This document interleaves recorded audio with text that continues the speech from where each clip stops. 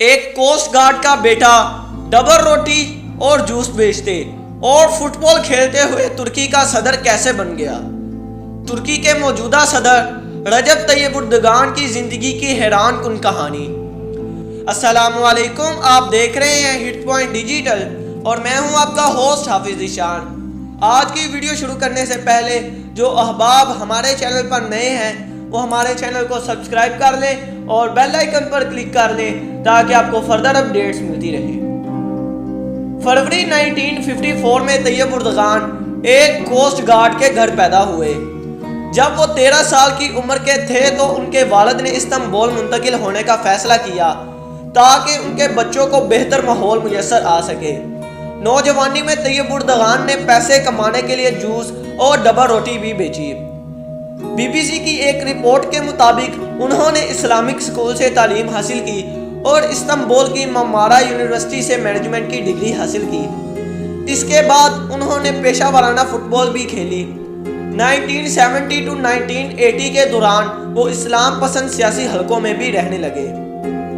1994 to 1998 کے دوران وہ استنبول کے میئر بنے اور یہ عہدہ ان کے پاس اس وقت تک رہا جب تک ترکی کی فوج نے ان کی اس وقت کی سیاسی جماعت ویلفیئر پارٹی پر پابندی نہیں لگا دی۔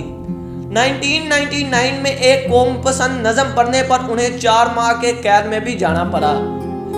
اس نظم میں لکھا تھا کہ مسجدیں ہمارے مورچے ہیں، ان کے گنبد ہمارے ہیلمٹ، ان کے مینار ہمارے ہتھیار اور ایمان والے ہمارے فوجی ہیں۔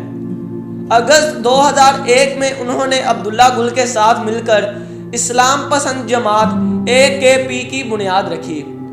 2002 اور 2003 میں AKP نے قومی انتخابات میں کامیابی حاصل کی اور اردگان پہلی مرتبہ وزیر اعظم بنے۔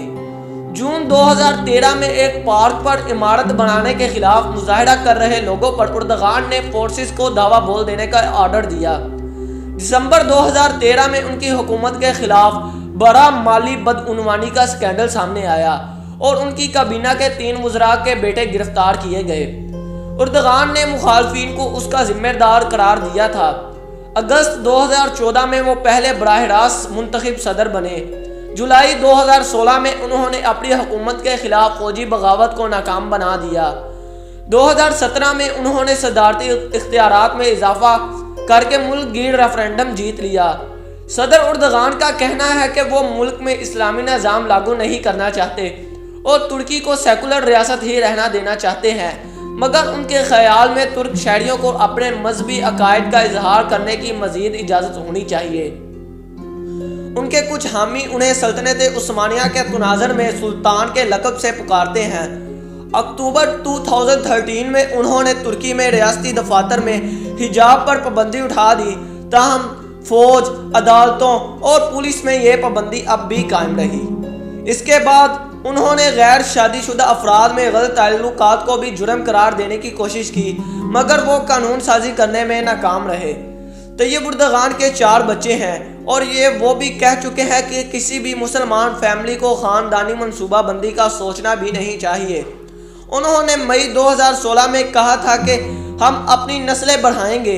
انہوں نے عورتوں کے حقوق کے لیے کام کرنے والی خواتین پر تنقید بھی کی ہے اور یہ کہہ چکے ہیں کہ مردوں اور عورتوں کے ساتھ ایک جیسا برتاؤ نہیں کیا جا سکتا۔